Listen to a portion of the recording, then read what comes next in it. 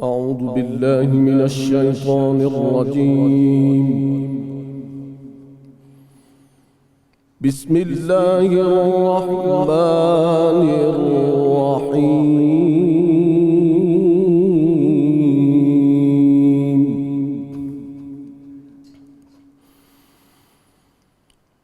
ولقد نصركم الله ببدر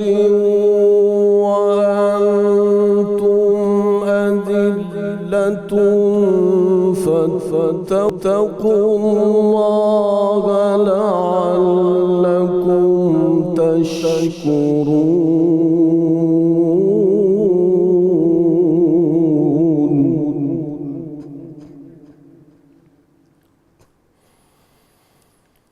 إذ تقول للمؤمنين ألن يكفيكم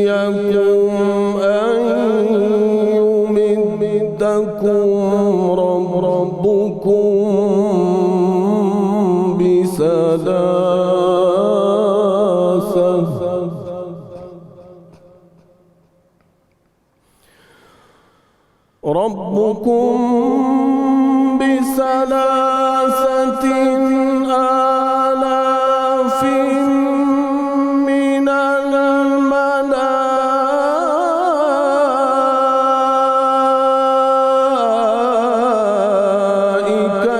منزلين.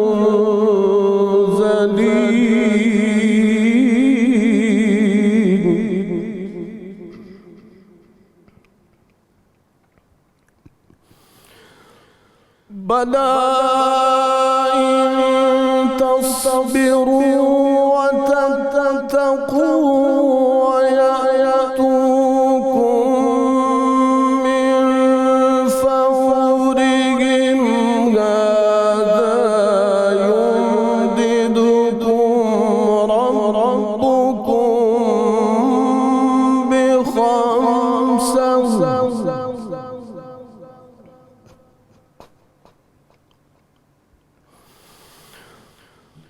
ربكم بخمسة آلاف من الملائكة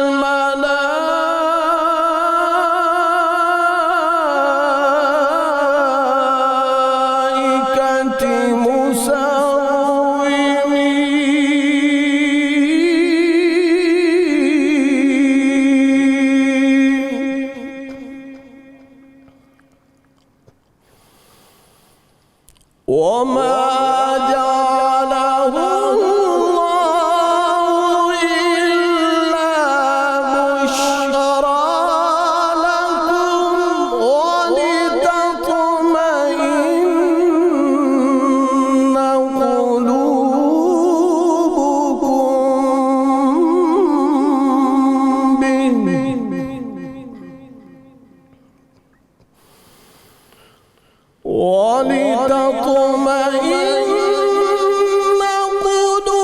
قلوبكم به وما النصر إلا من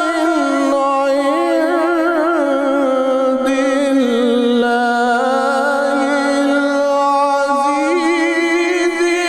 الحكيم.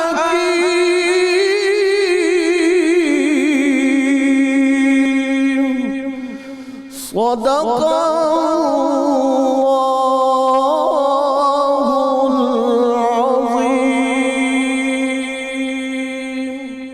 جزاک اللہ خیرہ جناب قاری محمد نصر حیات معینی صاحب۔ اعوذ باللہ من الشیطان الرجیم، بسم اللہ الرحمن الرحیم۔ السلام علیکم ناظرین کرام، 92 نیوز چینل کی افطار ٹرانسمیشن رحمت رمضان میں آپ کا میزبان غلام معین الدین نظامی اپنے ساتھیوں سمیت حاضر خدمت ہے۔ میرے ساتھ تشریف رکھتی ہیں کو ہوسٹ کے طور پر محترمہ ڈاکٹر قرۃ العین طاہرہ۔ ہمارا آج کا موضوع ہے غزوہ بدر، اسباب، واقعات اور نتائج۔ ناظرین مکرم، غزوہ بدر تاریخ اسلام کا پہلا معرکہ حق و باطل ہے۔ اس کا نام یوم الفرقان بھی ہے، حق اور باطل میں دائمی تمیز کر دینے والا دن، طے کر دینے والا کہ حق کا پلڑا یہ ہے اور باطل کا پلڑا یہ ہے۔ ہم سارے جانتے ہیں کہ فرقان ایک ایسا لفظ ہے جو قرآن کریم کا نام بھی ہے، اور کیا امتیاز اور کیا شان ہوگی پھر اس غزوے کی اور اس خاص واقعے کی کہ اس کو بھی اللہ رب العزت نے فرقان قرار دیا اور یوم الفرقان کے نام سے اس کو پہچانا جاتا ہے۔ اس کے اور بھی متعدد نام ہیں۔ بدر میں شریک ہونے والے صحابہ کرام کی بھی ایسی فضیلت ہے اور ایسی شان ہے کہ اسلام میں اس کی کوئی اور مثال نہیں ملتی ہے۔ بدری صحابی ہونا ایسی فضیلت اور شرف ہے کہ جو بھی سنتا ہے اور قیامت تک جو سنتا رہے گا وہ ان کی فضیلت کے آگے سر تسلیم خم کرتا رہے گا۔ یہ معرکہ جو حق و باطل کا معرکہ تھا، یہ ریاست مدینہ کے قیام کا سنگ میل بھی قرار دیا جاتا ہے، اور صحیح معنوں میں یہ وہ پہلا قدم تھا کہ سیاسی منظرنامے پر اور عرب کے عسکری منظرنامے پر مسلمانوں نے اپنے آپ کو ایک قوت کے طور پر منوایا، اور اللہ تعالیٰ نے ان سے جو وعدے کر رکھے تھے ان وعدوں کے ایفاء کا درجہ بدرجہ ارتقائی اظہار ہوا۔ مسلمان بہت قلیل تعداد میں تھے، ان کے پاس اسلحہ اور ساز و سامان بھی نہ ہونے کے برابر تھا، تنگی اور اسرت کا شکار بھی تھے۔ اور ناظرین، ہمیں یاد رکھنا چاہیے کہ یہی صورتحال تقریباً تمام غزوات میں ہمیں مسلمانوں کی نظر آتی ہے، اور دوسری طرف کثیر تعداد میں لوگ ہیں، ساز و سامان کی فراوانی ہے، سواریاں بہترین ہیں، مگر ایک چیز کی کمی ہے، ایقان کی اور ایمان کی۔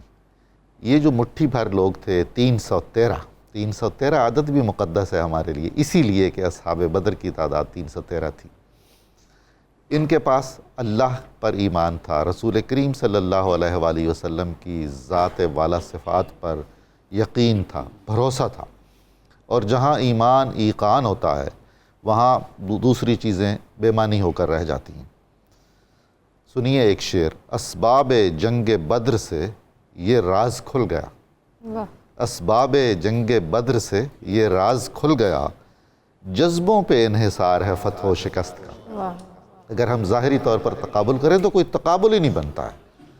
دنیا کے تمام عسکری ماہرین، وہ مشرق کے ہوں یا مغرب کے ہوں، جب وہ اسلامی جنگوں کا جائزہ لیتے ہیں تو ان میں جو غیر جانبدار ہیں وہ بالکل واضح طور پر ایک رائے تو یہ دیتے ہیں کہ اسلام کی تمام جنگیں دفاعی جنگیں تھیں، جارحیت نہیں کی اسلام نے کبھی بھی۔ اور یہ جو تاثر دیا جاتا ہے کہ اسلام تلوار کے زور پہ پھیلا، یہ کیسے ممکن ہے؟ دوسرا، جو غیر جانبدار بھی ہیں، متعصب بھی ہیں، وہ بھی اس بات کی گواہی دیتے ہیں کہ مسلمانوں کی تعداد میں اور ان کے مخالفوں کی تعداد میں اور آلات حرب و ضرب میں تو کوئی تقابل ہی نہیں تھا۔ تو پھر وہ کیا چیز تھی جو مختلف بناتی تھی، اور وہ کیا چیز تھی جو اس فتح و نصرت کو یقینی بناتی تھی؟ وہ تائید ایزدی تھی، وہ نصرت الہی تھی، اور وہ نصرت محمدی تھی، اور وہ وجود مسعود حضرت محمد مصطفیٰ تھا جو ان مارکوں میں موجود تھا۔ یہ جو حق اور باطل کے درمیان دائمی امتیاز کا دن ہے ناظرین مکرم، آج ہم اس کو یاد کریں گے۔ اس کے اسباب کیا تھے، اس کے نتائج کیا نکلے، کچھ اس کے واقعات بھی بہت ہی کمال واقعات ہیں۔ مطلب یہ ہماری تاریخ میں اس لیے بھی بہت اہم ہے کہ نوجوان، خاص طور پر نوجوانوں کا کردار، ان میں ایسی جرأت ایمانی تھی، ایسا جوش و جذبہ جہاد تھا کہ بالکل عقل دنگ رہ جاتی ہے۔ اور یہ دن اس لیے بھی ہمیں یاد رہے گا کہ امت محمدیہ کے فرعون ابو جہل کے واصل جہنم ہونے کا دن بھی ہے۔ اس کے علاوہ ہم یہ دیکھیں گے کہ اس جنگ میں کس قدر ایثار کے مظاہرے کیے گئے، بہادری کے کیسے کارنامے سامنے آئے۔ اس جنگ سے، اس غزوے سے ہمیں پتہ چلا کہ وہ جو اسلام آ جانے کے بعد اب رشتہ اور تعلق اور رشتہ داری اسلام کی بنیاد پر ہے، خونی رشتوں کی بنیاد پر نہیں، وہ اس دن نے طے کر دیا۔ اسی لیے اس دن کو فرقان کہا جاتا ہے۔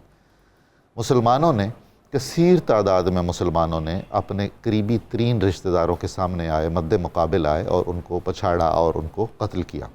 یہ اسلام کی طاقت کے بغیر ممکن نہیں تھا، اور یہی وہ طاقت تھی جس نے مسلمانوں کو ایک عالمی طاقت بنایا، اور انہوں نے دنیا کے اطراف و اکناف میں اپنی فلاحی اور رفاہی حکومتیں قائم کیں، اور خدمت انسانیت میں اور فروغ دین مبین اسلام میں اپنا نمایاں کردار ادا کیا۔ ایک شعر اور سن کر میں اجازت چاہتا ہوں آپ سے۔ علامہ اقبال نے کہا تھا فضائے بدر پیدا کر فرشتے تیری نصرت کو اتر سکتے ہیں گردوں سے قطار اندر قطار اب بھی۔ اس غزوے کا ہم کیا ذکر کریں جس کا ذکر قرآن کریم میں آیا ہے، نزول ملائکہ کی جو آیات پڑھی گئی ہیں، یعنی اس غزوے کا پہلا مورخ اللہ تعالیٰ ہے۔ قرآن کریم میں اس کی تفصیلات اور جزیات بیان کی گئی ہیں اور وہ کیفیات بیان کی گئی ہیں جو مومنین کے دلوں میں تھیں اور ان کے احساسات میں تھیں اور ظاہری طور پر بھی دکھائی دے رہی تھیں۔ آپ کا بہت شکریہ۔ ڈاکٹر قرۃ، آپ کچھ اضافہ فرمائیے۔ بہت شکریہ ڈاکٹر صاحب۔ ناظرین کرام، غزوہ بدر کے حوالے سے صحابہ کرام رضوان اللہ علیہم اجمعین کے حوالے سے ہمیں بہت ساری مثالیں نظر آتی ہیں، بہادری کی، جمع مردی کی، اور فی سبیل اللہ جس طرح انہوں نے اپنی جانوں کا نذرانہ جو ہے وہ پیش کیا ہے۔ تو ان صحابہ کرام رضوان اللہ علیہم اجمعین کے پیچھے صحابیات کا جو کردار تھا، میں اس کے حوالے سے تھوڑی بات کرنا چاہوں گی۔ صحابیات جو کچھ مدینہ میں موجود تھیں، کثیر تعداد تو مدینہ میں موجود تھی، اور باقی جو تعداد کچھ آپ کے ساتھ اس غزوے کے لیے بھی تشریف لے کر گئی تھیں۔ وہ صحابیات بطور ماں، بطور بیٹی، بطور بہن، انہوں نے کہیں دریغ نہیں کیا کہ ہم اللہ کی راہ میں اپنے بیٹوں کو، بھائیوں کو یا باپ کو بھیجنے سے دریغ کریں یا ان کے بھیجنے میں کہیں بھی رکاوٹ کا اظہار کریں، بلکہ بالکل انہوں نے کھلے دل سے اللہ کی راہ کے اندر جہاد کے لیے ان کو بھیجا۔ پھر دیکھیے کہ رفیدہ انصاریہ جو ہیں، وہ پہلی ڈاکٹر ہیں مسلمان جو کہ اس غزوے میں آپ کے ساتھ شریک تھیں، اور وہ تیمارداری کرتی تھیں، زخمیوں کی مرہم پٹی کرتی تھیں، اور اس کے ساتھ ساتھ ام سلیم کا ذکر آپ نے سنا ہوگا، ام سلیم بنت ملحان، جو کہ نہ صرف ان کو جو بیمار تھے، جو بیمار نہیں بلکہ جو زخمی حالت میں وہاں پہ ہوتے تھے صحابہ کرام، ان کو مجاہدین کو لے کر آتی تھیں اور ان کی مرہم پٹی کرتی تھیں۔ حضرت فاطمہ شریک تھیں۔ اس طرح ہم دیکھتے ہیں کہ صحابیات نے بھی اپنا مکمل کردار جو ہے اس غزوے کی کامیابی کے اندر اپنا مکمل کردار جو ہے وہ ادا کیا۔ احمد محرم ہمارے ایک مصری شاعر ہیں، انہوں نے ایک نظم لکھی ہے، المومنات فی جیش رسول صلی اللہ علیہ وآلہ وسلم، یعنی جیش رسول اللہ کے لشکر میں مومنات۔ تو اس کے اندر سے چند اشعار جو ہے وہ آپ کے سامنے رکھنا چاہتی ہوں۔ کہتے ہیں یجردن النفوس مجاہدات بحیث یجرد العذب الثقیل، یعنی یہ وہ صحابیات ہیں جنہوں نے اپنے آپ کو، اپنی جانوں کو بطور مجاہدات پیش کیا، اور ایسے اپنے آپ کو سامنے لے کر آئیں جس طرح کہ ایک تلوار جو ہے وہ میان سے نکل کر سامنے آتی ہے۔ پھر کیا فرماتے ہیں کہ فلا ضعف یعوق ولا لغوب ولا ولد یشوق ولا حلیل، اور دیکھیے کہ اس سارے کارنامے میں جو وہ سر انجام دے رہی ہیں، اعمال سر انجام دے رہی ہیں، نہ تو ان کے اندر کوئی کمزوری دکھائی دیتی ہے، نہ ہی ان کے اندر کوئی تھکاوٹ دکھائی دیتی ہے، نہ ہی کوئی اولاد جو ہے وہ ان کی پاؤں کی بیڑی بنتی ہے، اور نہ ہی کوئی شوہر ان کے لیے اس راہ میں رکاوٹ بن کر سامنے آتا ہے۔ نساء الصدق ما فیہن عیب لیس لہن فی الدنیا مثیل، یہ ایسی عورتیں ہیں جنہوں نے ثابت کر دکھایا، سچا کر دکھایا، جو عہد انہوں نے اللہ سے باندھا انہوں نے اس عہد کو سچا کر دکھایا، اور دنیا میں ان کی کوئی مثال ملنی مشکل ہے۔ اسی بات کے ساتھ میں نظامی صاحب سے درخواست کرتی ہوں پروگرام کو آگے بڑھائیں۔ صحابیات کا جو کردار اس جنگ میں ہے اس پر بہت خوبصورت اشعار آپ نے سنے، ہم اپنی گفتگو میں بھی انشاءاللہ اس پر بات چیت جاری رہے گی ہماری۔ ہمارے ساتھ آج بہت محترم مہمان تشریف فرما ہیں، ہمیشہ ہی بہت محترم ہوتے ہیں، آج تو بہت ہی محترم ہیں۔ ڈاکٹر سید حامد فاروق بخاری صاحب، آپ کی بڑی نوازش، کرم نوازی بلکہ کہنا چاہیے، جناب حافظ ساجد محمود الازہری صاحب، بہت محترم پروفیسر ظفر الحق چشتی صاحب، جناب ڈاکٹر جمیل مہروی صاحب، آپ سب کے آنے کا بہت ہی شکریہ، اللہ تعالیٰ آپ کو سلامت رکھے۔ ناظرین، ہمارے ساتھ آپ کے ہمارے پسندیدہ ثنا خان الحاج شہباز قمر فریدی بھی تشریف رکھتے ہیں اور ان کے ساتھی بھی موجود ہیں، اور کچن میں محترمہ منیرہ کرن صاحبہ کرنیں بکھیر رہی ہیں، اور ہم پوچھتے ہیں ان سے کہ آج ان کے ہمارے بارے میں کیا اچھے ارادے ہیں۔ جی، آج بہت اچھے خیالات ہیں، اور آج کی جو ریسپیز ہیں وہ عام طور پہ ہر گھر میں معمول پہ بنتی ہے، اور اس کو میں آج بنا رہی ہوں دیگی آلو گوشت، اور اس کا بتاؤں گی کہ اس کو آپ کیسے بنائیں گے اس کا دیگی ٹیسٹ لانے کے لیے۔ سیکنڈ جو ہے وہ رائس بادامی کھیر ہے، کھیر بنے گی اور ساتھ میں بنے گا ایک ڈرنک ماشاءاللہ۔ جو کہ منٹ اینڈ اسٹرابری سلش. یہ آج کی 3 ریسپیز ہیں کافی لمبی. ابھی اس کو بناؤں گی. کھیر میں نے اوپر رکھ دی ہوئی کیونکہ اس کو تھوڑا ٹائم لگتا ہے. اس میں کھیر کھویا اور چاول میں نے ڈال کے اس کو بوائل کرنے رکھ دیا ہوا ہے. تو کم سے کم 3 کلو اگر دودھ ہے تو اس میں 1 پاؤ میں نے چاول ڈالنے ہیں تاکہ اس کا لیول ایک جیسا آ جائے. پھر اینڈ میں سارے جب پکے گا چینی اس میں اینڈ میں ایڈ کریں گے. یہ میں ٹپ بتا دوں کیونکہ چینی اگر آپ پہلے ایڈ کر دیں گے تو چینی پانی چھوڑ دے گی تو وہ پھر وہ اس پہ تھکنس نہیں آئے گی. تو یہ آج کی 3 ریسیپیز ہیں جو بنانا آپ اسٹارٹ کریں. بہترین. آج ہم سب کے نمائندے کے طور پر ڈاکٹر قرۃ آپ سے وقتاً فوقتاً رابطہ کر کے ہمیں اطلاع دیتی رہیں گی اور ہماری ڈھارس بنتی رہے گی انشاءاللہ.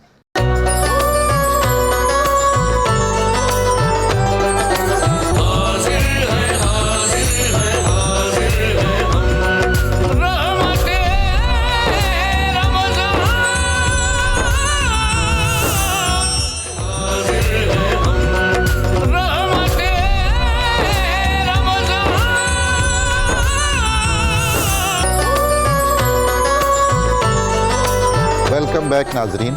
رحمت رمضان افطار ٹرانسمیشن میں آج ہم گفتگو کرنے والے ہیں غزوہ بدر، اس کے اسباب، عوامل، نتائج اور ثمرات کے بارے میں.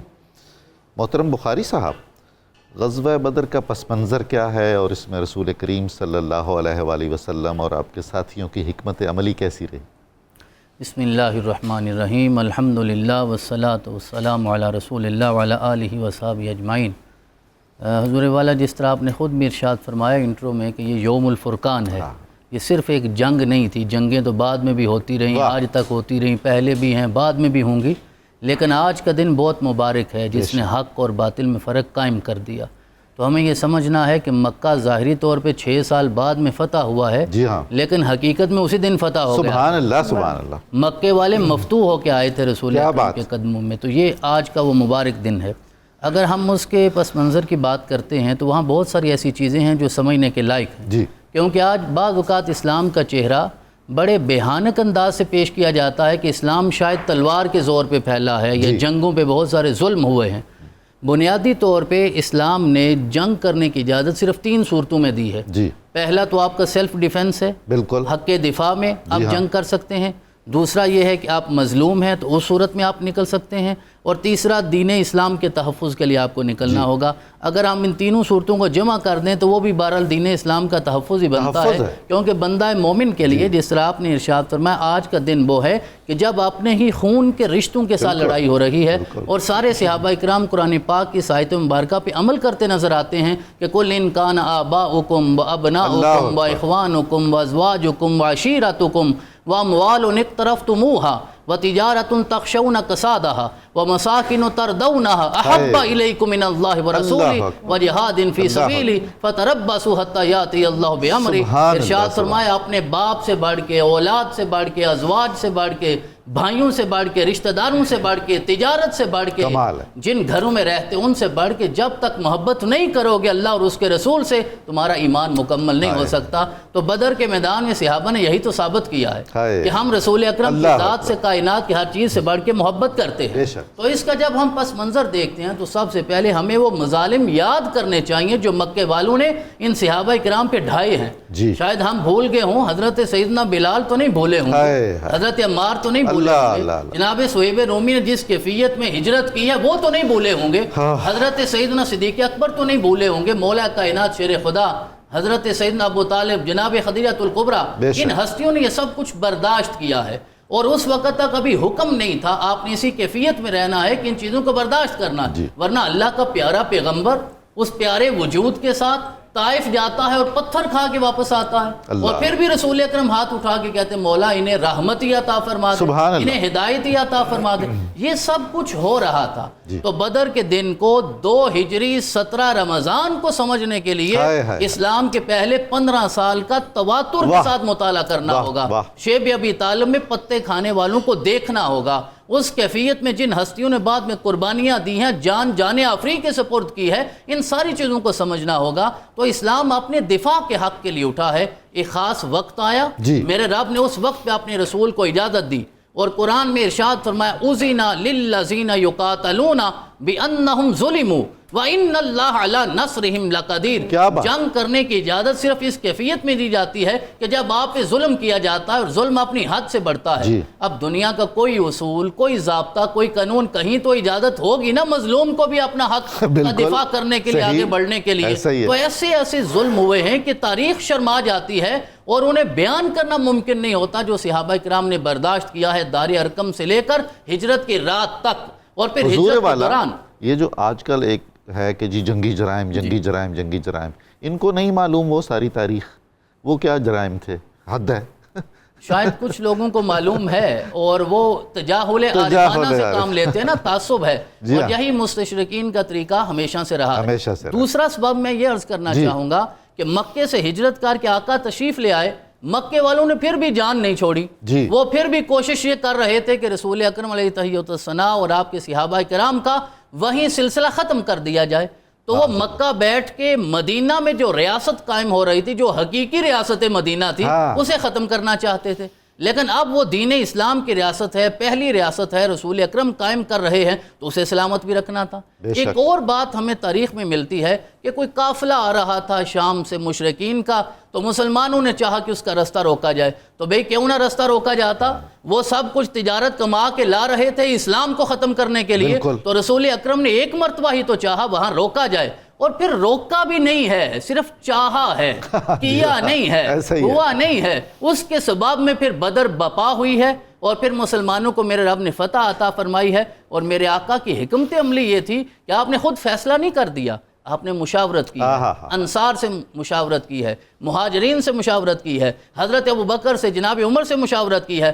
حضرت علی سے تو خیر مشاورت کی ضرورت نہیں تھی، وہ تو تیار تھے کیونکہ وہ تو شیر خدا ہیں، آپ نے تو جانا ہی تھا. حضرت مقداد نے کھڑے ہو کے انصار کی جب آپ نے وکالت کرتے ہوئے عرض کیا یا رسول اللہ، ہم نہیں کہیں گے جس طرح بنو اسرائیل نے موسیٰ کو کہا تھا آپ جائیے اور آپ کا رب جا کے لڑے، ہم آپ کے ساتھ ہیں، ہم آپ کے دائیں لڑیں گے، بائیں لڑیں گے، آگے لڑیں گے، پیچھے لڑیں گے. پھر حضرت سعد بن معاذ کھڑے ہوئے عرض کیا یا رسول اللہ، ہم ایمان لائے ہیں، آمنا بکا، قبلہ ایمان تو ہم بھی لائے ہیں، لیکن یہ ایمان ہوتا ہے کہ ہم صرف زبان سے ہی کلمہ پڑھتے ہیں. کہا ہم ایمان لائے، ہم نے آپ کی تصدیق کی. آقا جو آپ حکم فرمائے، بدر بعد کی بات ہے، اب سمندر میں کودنے کا انصار میں سے کوئی فرد باقی نہیں رہے گا. پھر آپ نے میدان میں اس جگہ کا انتخاب کیا جہاں پانی کے چشمے تھے. رسول اکرم علیہ تحیۃ والثناء کی حکمت عملی میں یہ چیز شامل تھی. اور پھر بدر کے درمیان جتنے واقعات ہوئے وہ انشاءاللہ ہم آگے بیان کرتے ہیں. بہت شکریہ.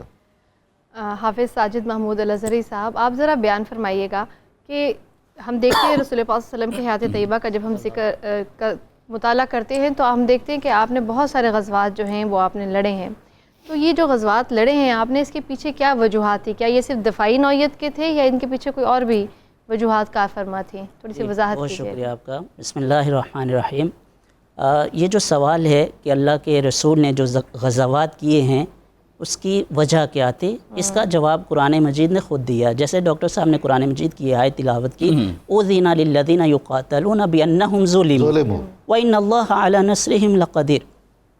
دیکھیے ڈاکٹر صاحبہ، مسلمان جو ہیں وہ اس دنیا میں مظلومیت کی داستانیں رقم کرنے نہیں آئے، اور ویسے بھی جو خون کے دبے ہیں ان کو اشکوں سے نہیں بلکہ خون سے ہی دھویا جا سکتا ہے.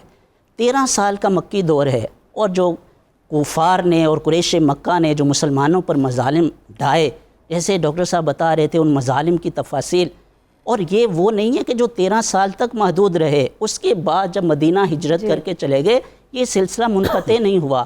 آپ اندازہ کیجئے کہ ظلم کیسے کیا گیا کہ حضور علیہ الصلوۃ والسلام نے 15 صحابہ اکرام کو غساسنہ اسلام کی دعوت و تبلیغ کے لیے بھیجا ہے.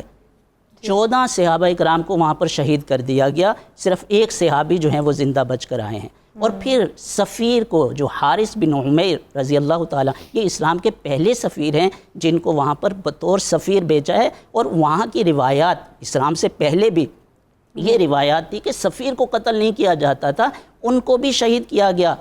تو یہ وہ ظلم، بربریت اور سفاکیت کی جو مثالیں مسلمانوں کے ساتھ قائم کی گئیں، تو اس پر خاموشی تو اختیار نہیں کی جا سکتی تھی. تو مظلوموں کی مدد و نصرت کے لیے حضور علیہ الصلوۃ والسلام نے غزوات کیے. پھر جو ہیں اب قرآن مجید ہمیں یہ بھی بتا رہا ہے کہ مسلمان جنگ کا آغاز نہیں کرتے ہیں، वक़ातिलू फ़ी सबीलिल्लाहि अल्लज़ीना युक़ातिलूनकुम वला तअतदू, आपने क़िताल करना है उनसे जो आपसे क़िताल करते हैं। तो यहाँ पे पता चला कि इस्लाम में के जो जंगें और ग़ज़वात हैं ये दिफाई नौइयत की हैं। और फिर एक चीज़ और देखिए कि इस्लाम के अंदर जितनी भी ग़ज़वात और जंगें हैं ये क़यामे अमन के लिए हैं, अमन को और पीस और सिक्योरिटी को मुआशरे के अंदर कायम करने के लिए हैं। कुरान मजीद में है वल फितनतु अशद्दु मिनल क़त्ल, और दूसरी जगह है वल फितनतु अकबरु मिनल क़त्ल, कि फितना जो है और ज़मीन के अंदर जो फ़साद है ये कत्ल से भी घिनौना जुर्म है, भयानक जुर्म है, क्योंकि कत्ल के अंदर सिर्फ एक इंसानी जान का ज़िया होता है, लेकिन फितना के अंदर इसके अंदर इज्तिमाई नौइयत का जो फ़साद है और फितना है वो आता है। तो फितना और फ़साद को ख़त्म करने के लिए भी जो है ग़ज़वात इसको इस्लाम के अंदर वो किए गए। और कुरान मजीद ने ख़ुद कहा वक़ातिलूहुम हत्ता ला तकून फ़ितना व यकून अद्दीनु लिल्लाह, इनसे आपने क़िताल करना है यहाँ तक कि जो फितना है वो ख़त्म हो जाए। और फिर एक और वजह ग़ज़वात के पीछे क्या है कि जिन लोगों ने अहद व पैमा को तोड़ा है, मुसलमानों के साथ जो अहद किए और सुलह के जो मुआहदे हुए उनको तोड़ा, मुसलमानों के उस नुकसान से बचाने के लिए भी जो ग़ज़वात हैं वो किए गए। कुरान मजीद में है व इन्नकसू ऐमानहुम मिन बादि अहदिहिम व तअनु फ़ी दीनिकुम फ़क़ातिलू अइम्मतल कुफ़्र, जिन्होंने आपके साथ मुआहदात तोड़े हैं और दीन में ताना ज़नी की है, तो इनके साथ ये जो अइम्मतुल कुफ़्र हैं इनके साथ आपने क़िताल करना है। तो आप ये सारी चीज़ें देख रहे हैं कि इस्लाम के अंदर जो ग़ज़वात और जंगें हैं ये किस गरज़ के लिए किए गए हैं। और ये जो प्रोपेगेंडा है कि खून बहाने के लिए और इंसानों को जो है उसको जुल्म का निशाना बनाने के लिए और इस्लाम को बज़ोर बाजू दुनिया में मुसल्लत करने के लिए और गालिब करने के लिए किया गया, ऐसा कुछ नहीं। कोई एक सिंगल मिसाल ये इस्लाम पूरी इस्लामिक हिस्ट्री में नहीं दी जा सकती। मैं इज्तिमाई तौर पे बात कर रहा हूँ, और उन लोगों की जो हुकूमती सतह पर कोई एक ऐसी मिसाल कायम नहीं की जा सकती या बयान नहीं की जा सकती कि तलवार के ज़ोर पर इस्लाम को जो है वो लोगों पर मुसल्लत किया गया और इस पर ज़बरदस्ती की गई। बल्कि कुरान मजीद की तालीमात इतनी वाज़ेह हैं, ला इकराह फिद्दीन, दीन के अंदर तो कोई जबर कोई ज़ोर ज़बरदस्ती है ही नहीं। और इसी कुरान मजीद की आयत पर फ़ुक़हा ने एक प्रिंसिपल बनाया है कि मन उक्रिहा अलल ईमानी फ़हुव लैसा बिमुमिन, जिसको ईमान पर मजबूर किया जाए उसके ईमान के ऊपर बात नहीं की जाएगी या ईमान का उसको नहीं किया जाएगा। वो मन उक्रिहा अलल कुफ्री, और जिसको मोमिन है और कुफ़र पर मजबूर किया गया फ़हुव लैसा बिकाफ़िरिन, और वो काफिर नहीं होगा। कुरान मजीद में इल्ला मन उक्रिहा व क़ल्बुहु मुतमइन्नुम बिल ईमान। सुभान अल्लाह, सुभान अल्लाह। प्रोफेसर ज़फ़रुल हक चिश्ती साहब, आपकी तशरीफ़ आवरी का बहुत ही शुक्रिया। हमारी बहुत हम इज़्ज़त महसूस कर रहे हैं आपके आने से। आपसे इंशाअल्लाह कलाम सुनेंगे हम अगले मराहिल में। ये जो ग़ज़वा बद्र में मुसलमानों की तादाद भी कलील है, वसाइल भी कलील हैं, दूसरी तरफ दूसरी सूरत हाल है, और तकरीबन तमाम ग़ज़वात में यही कैफियत हमें मिलती है। इस पर आप कुछ इरशाद फरमाइए। जी डॉक्टर साहब, इस हवाले से दोस्तों ने बड़ी पुरमग़ज़ गुफ्तगू फरमाई है। मैं समझता हूँ कि इस ग़ज़वा बद्र को उस फ़िक्री तसादम के तनाज़ुर में देखना है जो अज़ल से जारी है। सुभान अल्लाह, सुभान खैर और तेज़ा कार रहा है अज़ल से ता इमरूज़, चिराग़ मुस्तफ़वी से शरार बूलहबी। तो ये उसी का एक अस्करी पहलू है, बिल्कुल, जो पहले भी होते रहे, मूसा और फ़िरौन के दरमियान भी हुआ बेशक, और सरकार दो आलम सल्लल्लाहु अलैहि वसल्लम की हयात तैयबा में ये पहला अस्करी मार्का है। हाँ हाँ, और इसका दारोमदार जो है वो असलहा जात पर नहीं है। क्या बात, जैसा कि पूरी तफसील हमें मिलती है, 8 तलवारें, हाय हाय, हाँ जी, और 2 घोड़े, 2 घोड़े, 70 ऊँट हैं, बेयारो मददगार हैं, चंद खजूरों के साथ ये लश्कर जो है वो आ जाता है। तो डॉक्टर साहब, ये सारी चीज़ों को मद्देनज़र रखते हुए मैं समझता हूँ कि शवाहिदुन नबूवा का सबसे बड़ा शाहिद जो है सरकार दो आलम की नबूवत का, वो ये ग़ज़वा बद्र। वाह वाह वाह, सुभान अल्लाह, सुभान अल्लाह। अब देखें कि इतने मोजज़ात का ज़हूर हुआ। आपने फरमाया कि बेयारो मददगार हैं, कोई وہ تیر تفنگ اور بالے کچھ نہیں ہے. حفیظ جلندری نے کہا ہے کہ یہ پہلا جیش تھا دنیا میں افواج الہی کا جسے اعلان کرنا تھا خدا کی بادشاہی کا. نہ تیغ و تیر پر تکیا، نہ خنجر پر نہ بھالے پر، بھروسہ تھا تو ایک سادی سی کالی کملی والے.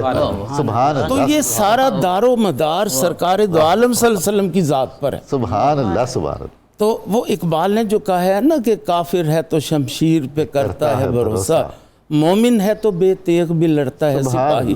تو اس میں ہم دیکھتے ہیں حضرت عکاشہ رضی اللہ تعالیٰ عنہ کا. آپ نے عرض کیا کہ یا رسول اللہ تلوار ہی نہیں. سرکار دو عالم نے فرمایا کہ یہ درخت کی چھڑی اتار. تو سرکار دو عالم نے اپنے دست مبارک سے وہ چھڑی ان کو عطا فرمائی. وہ فرماتے ہیں کہ اس نے تلوار کی شکل اختیار کر لی، اور میں نے بہت سے کافروں کی گردنیں کاٹیں اور وہ تلوار آپ کے پاس موجود رہی. بہت بعد میں بھی تلوار رہی آپ کے پاس. تو یہ سرکار دو عالم صلی اللہ علیہ وسلم کی ذات گرامی کے معجزات میں سے سب سے بڑا معجزہ جو ہے وہ بدر ہی ہے. تو مسلمانوں نے کبھی بھروسہ کیا ہی نہیں، اسلحے پر تلواروں پر بھروسہ نہیں کیا. لیکن اس کا یہ مطلب نہیں ہے کہ اس پہلو کو ہم مائنس کر دیں. یہ کہ تلوار بہت ضروری ہے. یہ حکم بھی تو ہے نا، گھوڑے تیار رکھو. گھوڑے تیار رکھو. تو وہ جو ہے نا کہ نہ مسجد میں نہ بیت اللہ کی دیواروں کے سائے میں نماز عشق ادا ہوتی ہے تلواروں کے سائے میں. تو یہ نماز عشق ہے.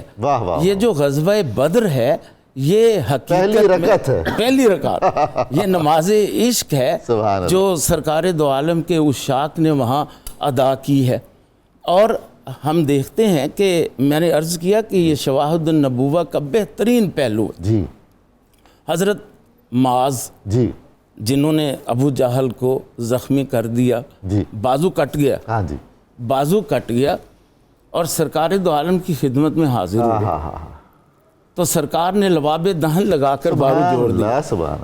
حضرت معاذ سیدنا عثمان غنی کی خلافت تک زندہ رہے ہیں اور اس بازو سے کام کرتے رہے ہیں. اور وہ فرمایا کرتے تھے کہ یہ پہلے اتنی طاقت اس میں نہیں تھی. اسی طرح غالباً حضرت مقداد کی آنکھ جاتی رہی. قتادہ حضرت قتادہ کی آنکھ جاتی رہی. آپ حاضر ہوئے، سرکار نے لباب دہن لگا کے آنکھ. یعنی کتنے ہی معجزات ہیں، بے تحاشا معجزات ہیں. اور یہ ساری وہ چیزیں ہیں جن کا دار و مدار صرف سرکار دو عالم صلی اللہ علیہ وسلم کی عظمت رسالت کے ساتھ.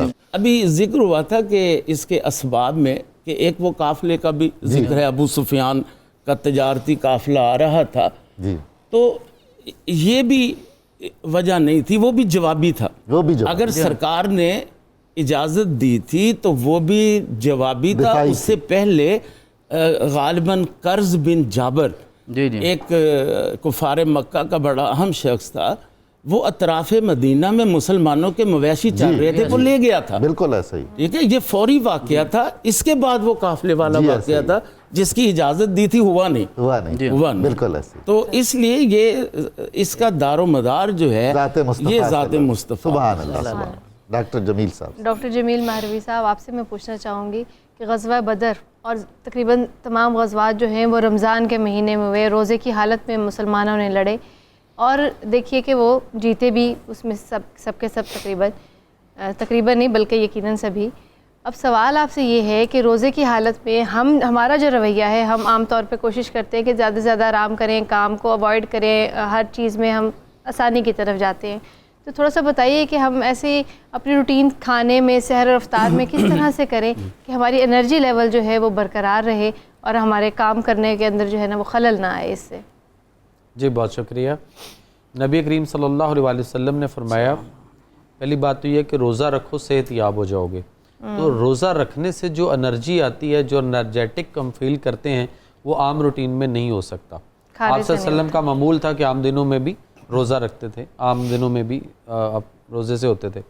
دوسری بات یہ ہے کہ جب ہم روزہ کی حالت میں ہوتے ہیں تو سحری میں جو ہمیں چیزیں کھانی چاہیے، ہمارے ہاں جو اس وقت معمول بنا ہوا ہے وہ تو ہمارے ہاں جو ہے نا بیماریوں کا سبب ہے. ہم خود اس کو بہت زیادہ انٹیک کرتے ہیں ایسی چیزوں کو کہ صبح بہت زیادہ لوگ جو ہے وہ دہی کا استعمال اور لسی کا استعمال, ٹھیک ہے, چاول کا استعمال صبح سحری میں بہت ہوتا ہے, ٹھنڈے مشروبات کا ہوتا ہے. ہم پانی زیادہ انٹیک کرتے ہیں. بہت سارے لوگ کہتے ہیں کہ ہم پانی زیادہ پی لیں تاکہ ہمیں روزہ نہ لگے اور پیاس نہ لگے. تو روزہ جو ہے وہ بھوک اور پیاس کا نام نہیں ہے. آپ کے جسم کے اندر جو واٹر ہے, آپ کے جسم کے اندر جو پہلے سے نیوٹریشن موجود ہے, اس کو بھی اپنے جسم کو کھانے دیجئے جو ہمارے اندر پہلے سے ذخیرہ اندوزی ہوئی ہوتی ہے. تو یہ مہینہ تو اس کے لیے آتا ہے. پھر دوسری بات یہ جو ہم ٹھنڈی چیزیں یا صبح اس طرح کی جو تذابیت اور ایسیڈیٹی والی چیزیں, پراٹھا وغیرہ جو لیتے ہیں, یہ ساری ہمارے سارا دن کے اندر ہمارے مطلب جو توانائی سٹمک سے معدے سے حاصل ہونی چاہیے وہ اس کو وہ ختم کرتا ہے, کل کر دیتا ہے. آپ جانوروں کو, پرندوں کو دیکھ لیں کہ جب وہ غذا کھا رہے ہوتے ہیں تو اس کے ساتھ وہ پانی نہیں لے رہے ہوتے, اور انسان واحد ہے جو صبح سحری کھا رہا ہوتا ہے اور اس کے ساتھ وہ پانی پی رہا ہوتا ہے. جیسے ہی اذان کی آواز آنے لگتی ہے تو وہ کہتے ہیں جناب 1-2 گلاس مجھے اور گٹا گٹ اس کو لینا ہے. تو نبی کریم صلی اللہ علیہ وسلم نے فرمایا کہ پانی چسکیاں لے کر پیو. اب چسکی جو ہے وہ تازہ یا ٹھنڈے پانی کی تو نہیں آ سکتی, گرم پانی کی آئے گی. تو ہمیں گرم پانی یا نیم گرم پانی جو ہے وہ لینا چاہیے. صبح کھجور جو ہے وہ اپنی سحری میں ضرور رکھنی چاہیے. ایسی حرارت والی چیزیں رکھنی چاہیے جو آپ کو سارا دن میں انرجی اور پروٹین لیول آپ کا بلٹ رکھیں اور آپ کو اس سے طاقت آئے. ڈاکٹر صاحب یہ جو گرم پانی آپ نے کہا, یہ 1 گلاس پورا بھرا ہوا یا یہ کپ سے کام چل جائے گا؟ 1 گلاس میں روزانہ پیتا ہوں. میرے بہت سارے پیشنٹ میرے جاننے والے گرم پانی, میں شام کو افطاری میں گرم پانی لیتا ہوں. اچھا اب آ جاتے ہیں ہم سارا دن, چونکہ انرجی لیول ہمارا اچھا رہے گا. اگر ہم نے تذابیت اور ایسیڈیٹی والی خوراکیں کھائیں تو سارا دن ہم جو ہے نا وہ کوفت کے ساتھ, آوازاری کے ساتھ, اس طرح کی نڈھالی اور اس طرح کی پوزیشن بنیں گی.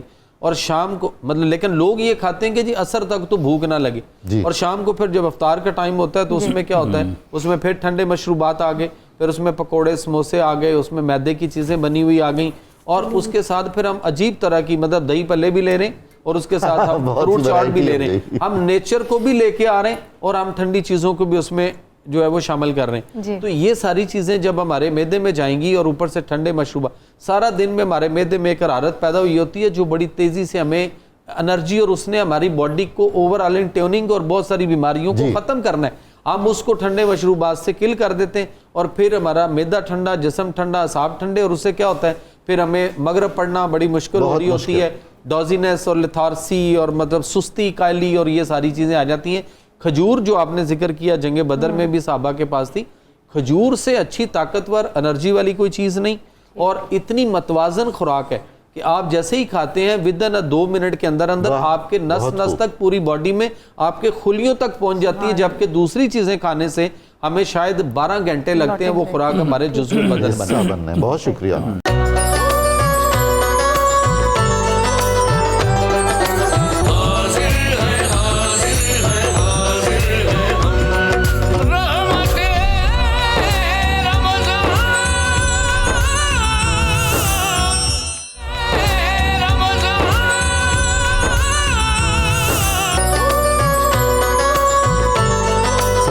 ناظرین محترم, 92 نیوز چینل کی رحمت رمضان افطار ٹرانسمیشن میں آپ کو ایک بار پھر خوش آمدید کہتا ہوں. ہمارا آج کا موضوع غزوہ بدر, اس کے اسباب, وجوہات اور اس کے نتائج اور ثمرات ہیں. جناب بخاری صاحب, غزوہ بدر اس اعتبار سے بھی اہم ہے کہ یہ پہلا غزوہ ہے اور اس میں اسلام کے اور رسول اللہ صلی اللہ علیہ وآلہ وسلم کے کچھ جنگی اصول اور ضابطے بھی طے ہو گئے, ایک طرح سے مثال بن گیا نا. اس میں اخلاقیات ہے, لطف و کرم ہے, نرمی ہے, اور جو اخلاقیات کا پہلو ہے آپ کو ارشاد فرمائیے. حضور والا, ابھی دنیا کے گلے اسلام سے ختم نہیں ہوتے. اسلام تو وہ ہے جس نے جنگ میں بھی اصول دیے ہیں, بے شک. صرف امن کی بات نہیں ہو رہی. اور اگر ہم مطالعہ کریں, اور کبھی کبھی یہ سوال ہوتا ہے کہ اسلام کے پاس کوئی اور رستہ ہی نہیں تھا جنگ کے سوا کہ آپ اسلام کو پھیلا سکیں, تو اگر ہمارا مطالعہ کیا جائے نبی اکرم کے اعلان نبوت سے بھی پہلے کی زندگی کا, جب آپ نے تنصیب حجر کیا ہے اور حجر اسود کو نصب کرنے کا معاملہ تھا, وہ آپ نے تو اس وقت بھی امن ہی قائم کیا. ورنہ یہ مکے والے جن کی نسلیں آج تک تانا دیتی ہیں, وہ تو اس وقت خون خرابہ کرنے والے تھے. بالکل. نبی اکرم آگے تشریف لے گئے, آپ نے سلامتی کے ساتھ, امن کے ساتھ, بصیرت کے ساتھ اس چیز کو قائم فرمایا. اور سب سے بڑا اصول جنگ میں حضور, جس طرح آپ نے ارشاد فرمایا, رحم دلی, یہ اخلاقیات ساری اپنی جگہ, سب سے بڑا اصول آقا نے یہ دیا ہے, کوئی بھی فوج کا سالار ہو, کوئی لیڈر ہو، قائد ہو، اسے برابری اور مساوات بھی قائم کرنی چاہیے۔ کیا بات! جب آقا میدان جنگ میں نکلنے لگے اور جس طرح یہ ارشاد فرما دیا گیا گھوڑوں کی تعداد بھی کم تھی، اونٹ بھی کم تھے، تو آپ نے ایک سواری پہ 3 صحابہ کو مقرر فرمایا۔ پھر ایک سواری رہ گئی اور میرے آقا کے ساتھ شیر خدا جناب علی المرتضیٰ اور حضرت ابو لبابہ تھے، تو میرے آقا نے ارشاد فرمایا ہم نکلیں گے۔ اب ابو لبابہ نے اور جناب علی المرتضیٰ نے یہ ارادہ کیا کہ ہم رسول اللہ کو نیچے نہیں اترنے دیں گے، ٹھیک ہے، آقا اوپر رہیں گے، ہم آپ کی خدمت کریں گے۔ اب ان ہستیوں کے مقدر پہ ہم قربان جائیں۔ اور پہلے جب یہ بات ہو رہی تھی کہ وہ میدان بدر میں فرشتے اترے، یقیناً اترے، لیکن ہم کس کے کہنے پہ مانیں گے کہ اترے؟ وہ رسول اللہ نے ارشاد فرمایا۔ حضور وہ تو علامہ اقبال نے قول فیصل کیا نا، جی تو فرمودی جی رہے بتھا گرفتی واہ واہ وگرنہ جز تو مارا منزل ہی نہیں۔ واہ واہ آپ نے فرمایا تو ہم نے مکہ کا ارادہ کیا، ورنہ ہماری منزل تو آپ ہی ہیں۔ واہ واہ واہ واہ۔ اور حضور دوسری گزارش یہ ہے کہ آج 1400 سال بعد آقا کے کہنے پہ ہم مانتے ہیں کہ جنت بھی ہے جہنم بھی۔ بے شک وہ تو سامنے تھے، جی تو بدر والوں نے نہیں ماننا تھا، اس ہستی کی خاطر تو قربان ہونا تھا۔ جب زلیخا نے اپنی ہم نشین خواتین کو پھل اور چھریاں دی اور انہوں نے ہاتھ کاٹ لیے، وَقَطَّعْنَ أَيْدِيَهُنَّ، اور قبلہ لوگ کہتے ہیں انگلیاں کٹی، قرآن کہتا ہے پورے کے پورے ہاتھ کٹ گئے، اور انہیں احساس نہیں ہوا کیونکہ وہ جلوہ یار میں ایسے معاف تھے کہ احساس نہیں ہوا درد اور تکلیف کا۔ تو بدر والوں کو احساس کیسے ہونا تھا؟ آج یوسف نہیں، آج تو محمد اور رسول اللہ سامنے ہیں، آج ان کے قدموں پہ قربان ہونا ہے، تو اللہ نے نیری جنت نہیں دینی، جنت والا بھی عطا فرمانا ہے۔ تو یہی وہ طاقت تھی، یہی قوت عشق ہے جس نے ہر پست کو بالا کر دیا ہے، اور اس کی وجہ سے میرے رب نے یہ کامیابی عطا فرمائی۔ تو رسول اکرم جب نکلے پھر آپ نے حضرت ابو لبابہ کو واپس بھیجا، جناب مرثد بن ابی مرثد پھر رسول اکرم کے ساتھ ہوئے، تو حضرت علی نے اور جناب مرثد نے پھر عہد کیا کہ ہم رسول اللہ کو نیچے نہیں آنے دیں گے۔ تو میرے آقا نے مشہور جملہ ارشاد فرمایا، جو اصول ہے جنگی اخلاقیات میں ہمارے سالہ کارکنوں کے لیے تو حضور سارے ہی اصول ہوتے ہیں، کوئی اصول کسی قائد کے لیے بھی تو ہونا چاہیے نا، کسی لیڈر کے لیے، کسی سالار کے لیے بھی کوئی اصول ہونا چاہیے۔ آپ نے فرمایا تم دونوں مجھ سے زیادہ قوی نہیں ہو، مجھ سے زیادہ، چاہے تم شیر خدا ہو لیکن مجھ سے زیادہ قوی نہیں ہو، مجھ سے زیادہ طاقت والے نہیں ہو، اور میں تم دونوں سے زیادہ اللہ کے اجر سے اپنے آپ کو غنی نہیں سمجھتا، مجھے اجر بھی چاہیے اور تم سے زیادہ طاقت بھی ہے۔ میرے آقا نے یہ برابری اور مساوات کا درس جو پہلے اوور میں دیا ہے نا جنگ بدر کے، اب وہ چیز سلامت رہی، وہ ردم قائم رہا، اور رب رحمان نے مسلمانوں کو فتح عطا فرمائی۔ پھر رسول اکرم نے یہ بھی ارشاد فرمایا کہ عورتوں کا تحفظ بھی کرنا ہے، غیر مسلح شہریوں کا تحفظ کرنا ہے، اور قیدیوں کے ساتھ جو حسن سلوک کا جنگ بدر کے بعد رسول اکرم نے سبق دیا ہے وہ ہمیں رہتی دنیا تک نظر نہیں آتا۔ بچوں کا احترام کرنا ہے، عبادت گاہوں کا احترام کرنا ہے، تو یہ اسلام ہی ہے جس نے ہمیں احترام امن کا رواداری کا درس دیا ہے۔ آخری جملہ یہ، جنگ اس لیے لازم ہو جاتی ہے، ڈاکٹر صاحب تشریف فرما ہے، باقی سارے حضرات جانتے ہیں، جب آخری درجے پہ کوئی بیماری پہنچتی ہے نا ڈاکٹر صاحب تو پھر سرجری کرنی پڑتی۔ جب تک سرجری کی ضرورت نہیں تھی تو صلح حدیبیہ سے اور میثاق مدینہ سے بھی کام چلتا رہا، جب سرجری کی ضرورت پیش آئی تو میرے آقا نے وہاں حکم ارشاد فرمایا اور اس کے مطابق عمل ہوتا رہا۔ بے شک۔ اور یہ جو مشہور کال آج کل چلتا ہے نا، everything is fair in love and war, یہ بھی ثابت ہوتا ہے آپ کی گفتگو سے کہ یہ بھی درست نہیں ہے، جو اصول ہیں وہ ہمیشہ رہنے چاہیے۔ جی حافظ ساجد محمود صاحب آپ کی طرف آتے ہیں، آپ ذرا بتائیے گا کہ قریش نے یہ فیصلہ کیا کیوں کہ ہمیں مسلمانوں کے خلاف جو ہے وہ جا کے جہاد کے لیے، لڑائی کے لیے نکلنا ہے، قتال کرنا ہے، اور اس یہ بھی بتائیے گا کہ قریش کے سرداران کون تھے، سرخیل ان کے کون تھے اس جنگ میں؟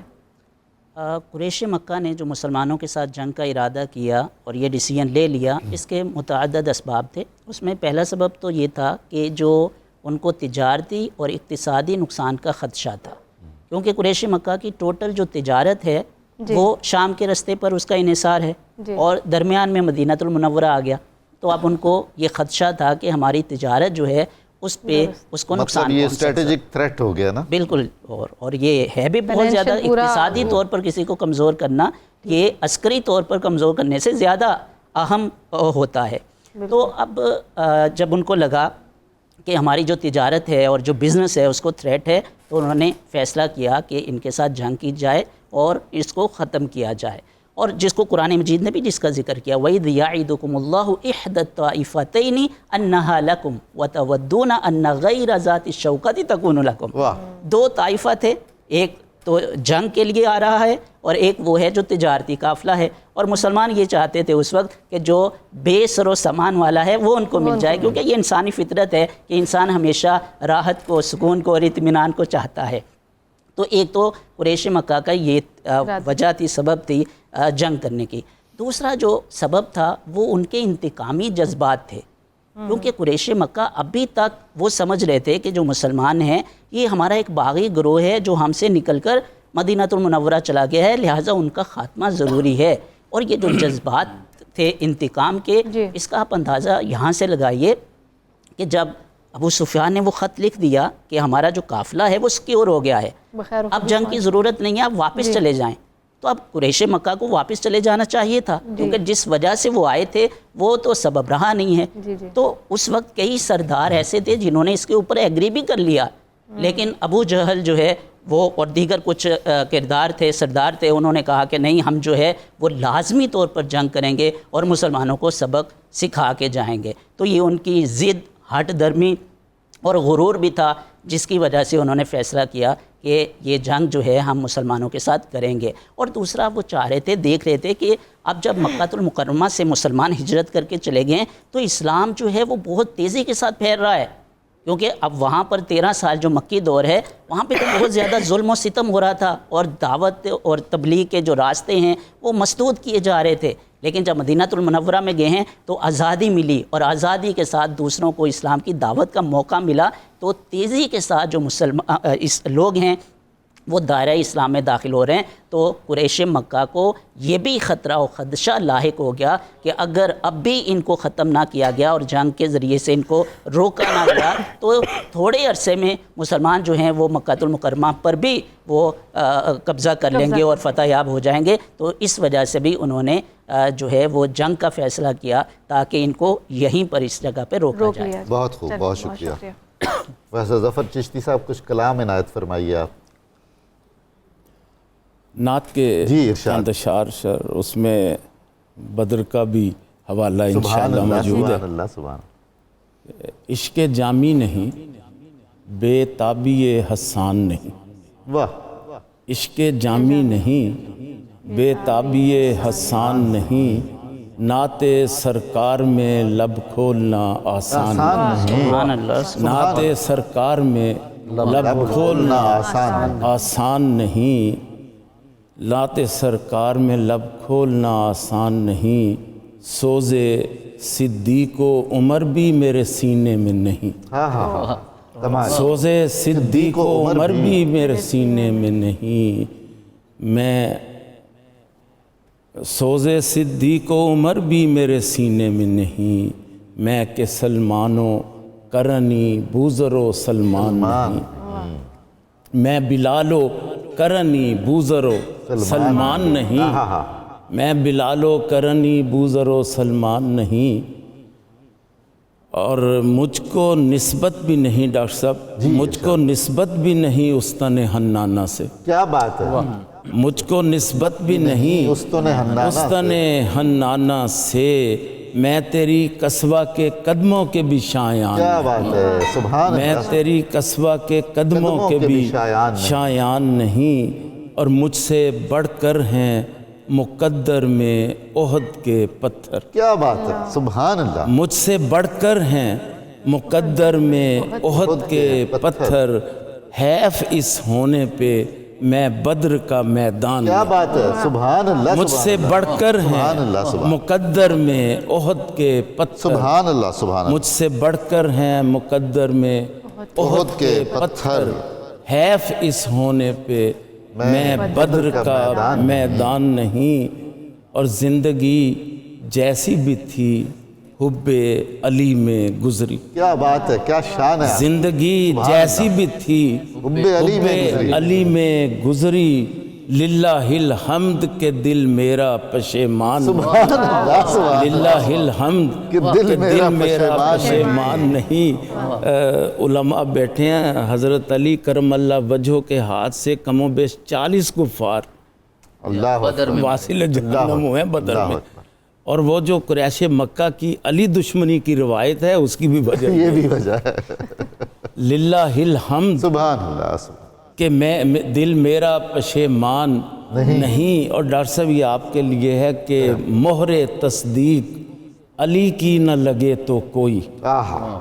مہر تصدیق علی کی نہ لگے تو کوئی. شاہ بغداد نہیں ہند کا سلطان.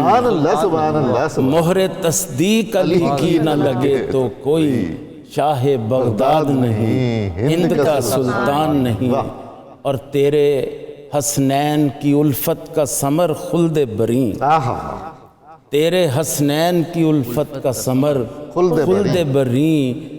ان سے جو دور ہٹا صاحب ایمان نے. کیا بات ہے، بے شک. تیرے حسنین کی الفت کا ثمر خلد بری. ان سے جو دور ہٹا صاحب ایمان نہیں. اور کیسے میں دعویٰ کروں ان کی غلامی کا ظفر. اللہ کیسے میں دعویٰ کروں ان کی غلامی کا ظفر. میرے دامن میں تو ایسا سر و سامان. سبحان اللہ سبحان اللہ. میرے دامن میں تو ایسا سر و سامان. اللہ تعالیٰ آپ کو سلامت رکھے. بہت خوب، جزاکم اللہ. جی ڈاکٹر جمیل صاحب. ڈاکٹر مہروی صاحب آپ ذرا فرمائیے گا، آج کل وائرل کھانسی نزلہ زکام بہت چل رہا ہے، میں خود بھی اس کی شکار ہوں، تو تھوڑا اس پہ روشنی ڈالیے گا کہ اب بیمار ہوتا ہے انسان، بہت لمبا ٹائم لگتا ہے اس کو ٹھیک ہونے میں، دوائیاں بھی اس طرح سے اثر نہیں کر رہی، تو کیا وجوہات ہیں اور کیسے اس کو ٹھیک کیا جا سکتا ہے؟ کوئی ٹوٹکے یا کوئی غذا کے ذریعے اس کا علاج ہو سکے؟ جی بالکل ہو سکتا ہے. ایکچولی یہ ہے کہ وہی بات آئے گی کہ ہم خوراک کس طرح کی لے رہے ہیں نا. آج کل بھی ٹھنڈے مشروبات اور ان چیزوں کو، پھر بادی چیزیں جب ہم کھاتے ہیں تو ہمارے جسم میں رطوبات، بلغمی رطوبات کا اضافہ ہو جاتا ہے. جب بلغمی رطوبات کا اضافہ ہوگا تو وہ پھر اس نے ڈرین آؤٹ ہونا ہے. وہ ہمارے ناک کے ذریعے بلغم، کیرا ریشہ یا آنکھوں کے ذریعے پانی کا بہنا، جس کو ہم نزلہ زکام یا فلو سمجھتے ہیں. بیسیکلی یہ بیماری نہیں ہے، یہ آپ کی جو میٹیریل باڈی کے اندر زیادہ ہو چکا ہے وہ ویسٹ ہو رہا ہے، باہر نکل رہا ہے. اچھا ہمیں اس کے لیے کیا کرنا ہے کہ ہمیں ایک تو جو گرم خشک والی چیزیں ہوتی ہیں ہمیں اس کی طرف جانا ہے. مثال کے طور پہ آپ کے پاس سونف ہے، آپ کے پاس بادام ہے، آپ کے پاس جو ہے وہ کالے چنے بنے ہوئے ہیں. آپ ان تینوں چیزوں کو، یعنی کالے چنے بنے ہوئے 100 گرام لے لیجئے، بادام جو ہے وہ آپ نے توڑ کے اس میں سے فریش گری نکالنی ہے، تو وہ کھلی تو جو ہے وہ ساری ڈرائی ہوئی ہوتی ہیں، ان کا تو فائدہ کوئی نہیں، فنگس والی ہوتی ہیں. ایک 100 گرام آپ کے پاس بادام کی گریاں ہوں اور 100 گرام ہی آپ کے پاس سونف ہو. تینوں چیزوں کو آپ توے کے اوپر، خشک توے کے اوپر یا خشک فرائی پان کے اندر آپ اس کو ذرا گرم کر لیں. سونف کا خیال رکھنا ہے کہ وہ براؤن ہو ذرا سی، تو اس کے بعد اس کو اس میں سے نکال لیں چونکہ وہ بلیک نہ ہو جائے. تو ان تینوں چیزوں کو آپ پیس کے پاؤڈر بنا لیں یا ان کو دڑا کر لیں تینوں چیزوں کو، اور اس کے بعد اس کے 1-2 چمچ جو ہے وہ صبح اور اگر شام کو رات کو سوتے وقت اگر ہم اس کو کھائیں گے تو ہمارے یہ پرابلم ہوتی ہی نہیں. اور اگر کسی کو فلو زکام یا نزلہ اس طرح کی کوئی چیز ہو چکی ہوئی ہے تو 3 عدد لونگ لے لیں، 1 لکڑی دال چینی انگلی کے سائز کا ٹکڑا دال چینی کا لے لیں، اور 1 ہی لکڑی ملٹھی کا ٹکڑا بھی آپ فنگر سائز لے لیں. 3 چیزوں کو آپ نے 1 گلاس پانی میں ڈال کے چولہے پر رکھ کے آپ اس کو بوائل کریں. جب یہ پکتے ہوئے آدھا گلاس رہ جائے تو اسے نیچے اتار کے آپ سٹینر سے چھان لیں اور کپ میں ڈال لیں، اور پھر اس میں جوہر جوشاندہ 1 پیکٹ ڈال لیں اور تھوڑا سا شہد ڈال لیں. شہد نہ ہو تو گڑ یا شکر میں سے کوئی چیز ڈال کے تو آپ اس کو نیم گرم جو ہے وہ صبح شام 2 ٹائم اگر ہم لیں گے تو ہمارا یہ جو بلغم ریشہ یہ پرابلم ہے یہ اس میں سے نکلتی ہے. یہ کھانسی کے لیے بھی ہے اور فلو کے لیے؟ جی فلو کے لیے، کھانسی کے لیے بھی. اور اس میں دودھ کا استعمال کس طرح ہے؟ ایک کھانسی اور ہوتی ہے کہ یہ بلغمی جو ریشے والی ہے. ایک کھانسی ہوتی ہے جس میں خشک کھانسی آ رہی ہوتی ہے، تو خشکی کا علاج جو ہے وہ تری سے کیا جاتا ہے. اس کا یہ حل ہوتا ہے کہ جس کو خشک کھانسی آ رہی ہوتی ہے وہ 1 گلاس گرم دودھ لیں، اس میں 1 چمچ دیسی گھی جو ہے وہ بڑے والا ٹیبل سپون وہ اس میں ڈال کے اچھی طرح اس کو پھینٹ کے تو اس کو نیم گرم دودھ کو پیا جائے. تو وہ آپ کے اندر خشکی کو ختم کرے گا، تری آئے گی اور آپ کی خشکی کھانسی جو ہے وہ ٹھیک ہو جائے گی بغیر کسی دوائی کے. ورنہ اگر اس میں ہم اینٹی بائیوٹک یا کوئی سیرپ یا ایسی چیزیں لیں گے تو وہ آٹومیٹکلی آپ کی اس خشکی کو اور بڑھائے گا اور ہماری کھانسی اور بڑھتی چلی جائے گی. بہت شکریہ، بہت خوب، بڑی نوازش. جی منیرہ کیسے ہیں آپ؟ ٹھیک ہے؟ کہاں تک پہنچی تیاری آپ کی؟ جو تھی بادامی کھیر وہ بالکل اس کا ٹیکسچر بن گیا، اس کو میں نے کافی دیر سے پکا رہی ہوں، بالکل گاڑھی ہو چکی ہے، یہ دیکھ سکتے ہیں. اور اب اس کو میں ڈش آؤٹ کر رہی ہوں، اور اس کے ساتھ ساتھ اس کو میں نے ٹھوٹھیوں میں بھی ڈالا ہے، باؤل میں بھی ڈالا ہے، اور باقی کی جو آلو گوشت ہے وہ پک رہا ہے، اس کا جو تھا کلر وہ بھی آپ دیکھ سکتے ہیں، وہ بھی کلر بھی اس کا بڑا اچھا آ چکا ہوا ہے اوپر، اور اس کا جو اس کی جو ہوتی ہے لک وہ بالکل بن چکی ہوئی ہے. تو اب یہ کہ بس اس کو میں نے ڈش آؤٹ کرنا ہے، اس کو میں دم دوں گی تھوڑا سا اور آلو گوشت کو، اور اب میں کھیر ایڈ کر رہی ہوں، اس کی ساتھ ساتھ گارنش ہے وہ جو میں نے اس کی. یہ خوشبو یہاں تک آ رہی ہے، اس کا کیا راز ہے؟ اس کا راز یہ کہ یہ کھانا بہت خوشبودار ہے، اور اس کے جو ہمارے اسپائس ہیں وہ رچ، اور میں نے بہت دل سے بنایا تو خوشبو تو پھر آئے گی. اچھا، کیا بات ہے، ماشاءاللہ. جی، اور میں بہت شکریہ ادا کرنا چاہوں گی کہ جب بھی بناتی ہوں آپ سب ماشاء اللہ اتنی جب تعریف کرتے ہیں تو پھر میرا دل کرتا ہے کہ میں اور اچھا بناؤں اور اچھی فیڈ بیک لوں. بالکل اچھا ہوتا ہے.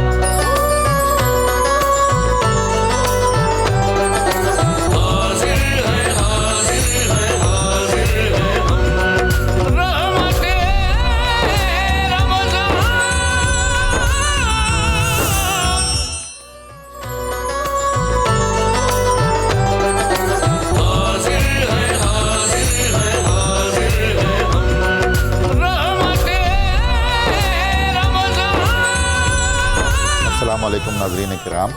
آج رحمت رمضان افطار ٹرانسمیشن میں ہم غزوہ بدر اور اس کے اسباب اور اس کے نتائج اور اس کے حالات و واقعات پر بات چیت کر رہے ہیں. حضور بخاری صاحب، آپ اس سارے تناظر کو کیسے دیکھتے ہیں، اور کوئی خاص پہلو جو آپ بیان فرمانا چاہیں غزوہ بدر کے حوالے سے؟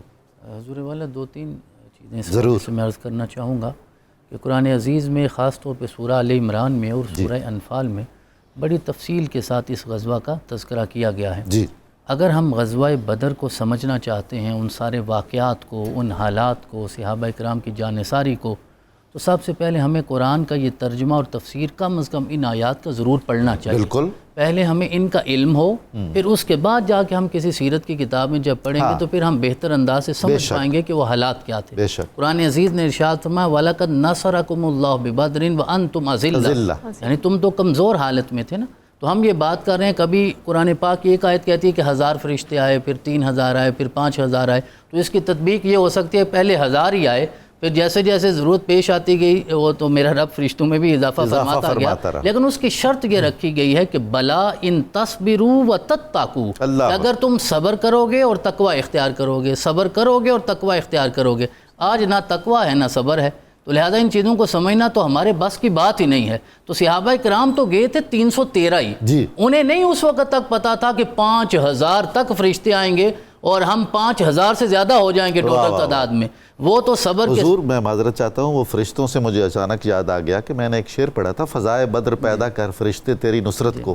وہ ظفر علی خان کا شعر ہے، میں شاید کہہ بیٹھا اقبال کا ہے. نہیں، ظفر علی خان کو بھی اللہ نے اقبال بخشا تو انہوں نے یہ شعر پڑھا نا جی. یہ اللہ کی طرف سے اقبال ہو تو پھر درستی ہو جائے تو اچھا ہے. نبی اکرم نے جب میدان جنگ میں جا کے جو ڈسپلن قائم کیا ہے، سب سے پہلے یوم الفرقان ہے، اور ساری رات نبی اکرم یوں عبادت میں تھے، اللہم ان تہلک ہذہ العصابہ، یہ بھی نہ رہے تو تیری عبادت کون کرے گا. اور کالی کملی بار بار گرتی ہے، اور جناب صدیق اکبر نے پاؤں پہ ہاتھ رکھ کے عرض کیا آقا مجھے بھی یقین ہو گیا میرا رب فتح ضرور عطا فرمائے گا. تو دعا کی لجاجت سے فتح کا اندازہ تو رات کو ہو گیا تھا، لیکن صبح نبی اکرم نے صف بندی فرمائی، اور صف جب آپ آقا سیدھی فرما رہے تھے تو حضرت سواد کو رسول اکرم علیہ تحیت و ثنا کے ہاتھ میں جو نیزہ یا تلوار تھی وہ چپ گئی. وہ عرض کرنے لگے یا رسول اللہ میں نے آپ سے بدلہ لینا ہے. تو اب صحابہ کرام پریشان ہو گئے، لڑنے تو ان سے آئے تھے، بدلہ اپنے لینے شروع ہو گئے. تو میرے آقا نے ارشاد فرمایا بدلہ لے لو. اس کا مطلب میدان جنگ میں بھی عدل و انصاف ہی قائم کرنا چاہیے. جس طرح ڈاکٹر صاحب نے کہا آج یہ اسلام اس اصول کی اجازت نہیں دیتا کہ میدان جنگ میں سب کچھ جائز ہے، وہاں بھی عدل اور انصاف کے ساتھ. میرے آقا نے کپڑا ہٹایا، جناب سواد کو پتہ نہیں کیا سواد آیا ہوگا اس وقت، رسول اکرم کے مبارک بدن پہ بوسہ دیا اور عرض کیا یا رسول اللہ پتہ نہیں مرنا ہے یا واپس جانا ہے، چاہتا یہ ہوں کہ آخری لمحے آپ کے جسم کو میں چھو لوں، آپ کے جسم کا بوسہ لے لوں تاکہ اللہ بھی راضی ہو جائے، آپ بھی راضی ہو جائے. تو یہ حضرت سواد نے زندگی میں ایک بار بوسہ لیا ہے. ان ہستیوں کا مقام کیا ہوگا جو صبح و شام رسول سبحان اللہ سبحان اللہ. عزیزی صاحب آپ بیان فرمائیے گا کہ غزوہ بدر میں ہم پڑھتے ہیں کہ 2 نوجوان تھے جو اس میں شریک ہوئے تھے، جنہوں نے بہت کارنامہ سب سے بڑا جو ہے سر انجام دیا تھا. ان کی ذرا تفصیل تھوڑی سی بتائیے گا ہمیں. بالکل. ایک تو چونکہ جو قریش مکہ کی طرف سے لشکر آ رہا ہے اور اس میں جو زیادہ اصرار کر رہا ہے جنگ پہ مسلمانوں کے ساتھ وہ ابو جہل ہے. اور ابو جہل کا جو اصل نام تھا وہ عمر بن ہشام، اور لقب اس کا ابوالحکم تھا.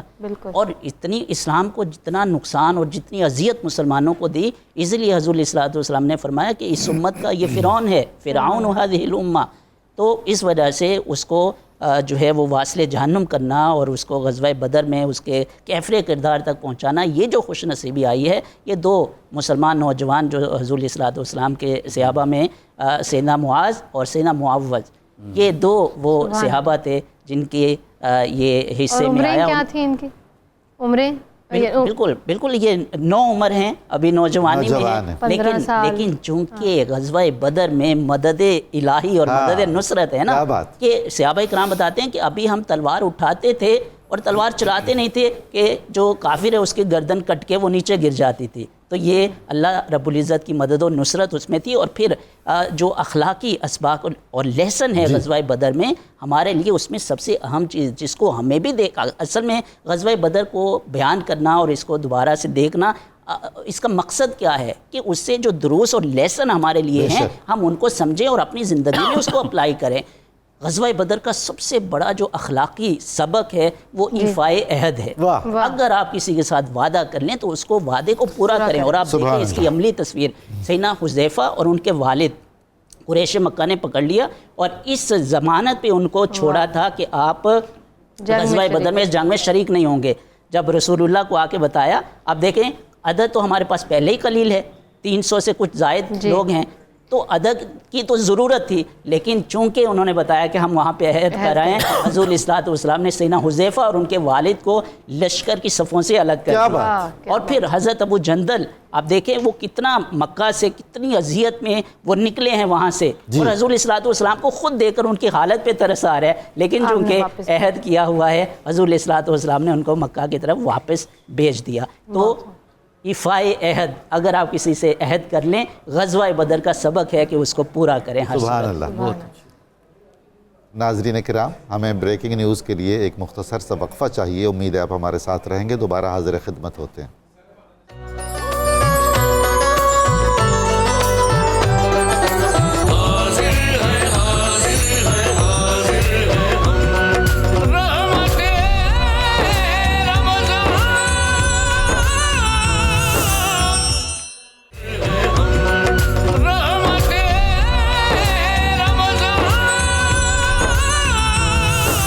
ویلکم بیک ناظرین. ہم آ چکے ہیں کچن میں اپنی پیاری سی شیف منیرہ کے پاس اور پتہ کرتے ہیں ہمارے کھانے جو ہیں وہ کہاں تک پہنچے ہیں. جی منیرہ بتائیے گا. جی بالکل، آپ دیکھ سکتے ہیں کہ آلو گوشت بھی بالکل میرے ڈسپلے میں لگا دی ہے، ساتھ میں جو بادامی کھیر تھی وہ بھی، ساتھ میں جو اسٹرابری سلش تھا وہ بھی، سب چیزیں ریڈی ہیں. بس میں یہ کہنا چاہوں گی کہ جب بھی جیسی چیزیں بنائیں اس کو تھوڑا سا ٹائم دیں، اور یہ یقیناً بہت اچھی اور مزیدار بنیں گی، اور اپنے دسترخوان کو اس سے بنا کر اس کو سجائیں. زبردست، بہت مزے کی چیزیں لگ رہی ہیں. افطار کا وقت قریب ہے، انشاءاللہ ان سے لطف اندوز ہوں گے. جی نظامی صاحب. جی شکریہ. ناظرین کرام، ابھی ہم مفتی محمد فاروق القادری صاحب کی آواز میں قصیدہ غوثیہ شریف سنتے ہیں، اور اس کے بعد دعا فرمائیں گے ڈاکٹر سید حامد فاروق بخاری صاحب. اللہم صلی علی سیدنا و مولانا محمد معدن الجود والکرم وآلہ وبارک وسلم. یا شاہ جیلان، یا شاہ جیلان، یا شاہ جیلان، یا شاہ جیلان. سقاني الحب كاسات الوصال فقلت لخمرتي نحوي تعالي. سعت ومشت لنحوي في كؤوس فهمت بسكرتي بين الموالي. فقلت لصائر الأقطاب لموا بحالي وادخلوا أنتم رجالي وهموا واشربوا أنتم جنودي فساق القوم بالوافي ملالي. شربتم فضلتي من بعد سكري ولا نلتم علوي واتسالي. مقامكم العلا جمعا ولكن مقامي فوقكم ما زال عالي. يا شاه جيلان، يا شاه جيلان، يا شاه جيلان، يا شاه جيلان. أنا في حضرة التقريب وحدي يصرفني وحسبي ذو الجلال. أنا البازي واشهب كل شيخ ومن ذا في الرجال يعطي مثالي. كساني خلعة بطراز عزم وتوجني بتيجان الكمال. وأطلعني على سر قديم وقلدني وأعطاني سؤالي. وولاني على الأقطاب جمعا فحكمي نافذ في كل حال. فلو ألقيت سري في بحار لسار الكل غورا في الزوال. ولو ألقيت سري في جبال لدقت واختفت بين الرمال. ولو ألقيت سري فوق نار لخمدت والتفت من سر حالي. ولو ألقيت سري فوق ميت لقام بقدرة المولى تعالي. يا شاه جيلا يا شاه جيلا يا شاه جيلا يا شاه جيلا. وما منها شهور أو دهور تمر وتنقضي إلا أتاني. وتخبرني بما يأتي ويجري وتعلمني فاقصر عن جدالي. مريديهم وطب واشتح وغني وافعل ما تشاء فالاسم علي. مريدي لا تخف الله ربي عطاني رفعة نلت المنال. تبولي في السماء والأرض دقت وشوص السعادة قد بدا لي. بلاد الله ملكي تحت حكمي ووقتي قبل قلبي قد صفالي. نظرت إلى بلاد الله جمعا كخردلة على حكم اتصالي. مريدي لا تخف واصل فإني عزوم قاتل عند القتال. يا شاه جيلا يا شاه جيلا يا شاه جيلا يا شاه جیلا. الحمدللہ رب العالمین والصلاة والسلام على سید الانبیاء والمرسلین والعاقبۃ للمتقین. ربنا آتنا فی الدنیا حسنۃ وفی الآخرۃ حسنۃ وقنا عذاب النار. رب رحمان ہم سب کی دنیا بھی بہتر فرما اور ہم سب کی آخرت بھی بہتر فرما. آج کی اس حاضری کو اپنی بارگاہ میں شرف قبولیت عطا فرما. ہمیں ہمیشہ اسی طرح اپنا اور اپنے پاک نبی صلی اللہ علیہ وسلم کا ذکر کرنے کی توفیق عطا فرما. جتنے لوگ آج یہاں موجود ہیں اور جہاں جہاں بھی ہمیں سن رہے ہیں اور دیکھ رہے ہیں ان کی ساری زندگی کی خطاؤں کو معاف فرما. آئندہ زندگی اپنی رضا کے مطابق گزارنے کی توفیق عطا فرما. بطور خاص آج کی اس مجلس پاک کا ثواب جو تلاوت کلام پاک ہوا، تیرے محبوب کی ثنا ہوئی، غزوہ بدر کا جتنا بھی ذکر ہوا، یہ شہدائے بدر کی بارگاہ میں پیش کرتے ہیں. شرف قبولیت عطا فرما. ان کے درجات کو مزید بلندی عطا فرما. ربنا ظلمنا انفسنا وان لم تغفر لنا وترحمنا لنکونن من الخاسرین. رب رحمان ہم نے اپنی زندگی میں جو بھی خطائیں کی ہیں اپنے نبی کی رحمت کے صدقے درگزر فرما. ہمیں ہمیشہ اپنی ذات کی بارگاہ میں جھکنے کی توفیق عطا فرما. امت مسلمہ پہ اپنا خاص فضل و کرم فرما. ہم جہاں جہاں بھی پریشان ہیں، غزہ میں، فلسطین میں، کشمیر میں، جہاں بھی مسلمان ذبح حالی کا شکار ہیں، اپنے نبی کی رحمت کے صدقے خاص فضل و کرم فرما.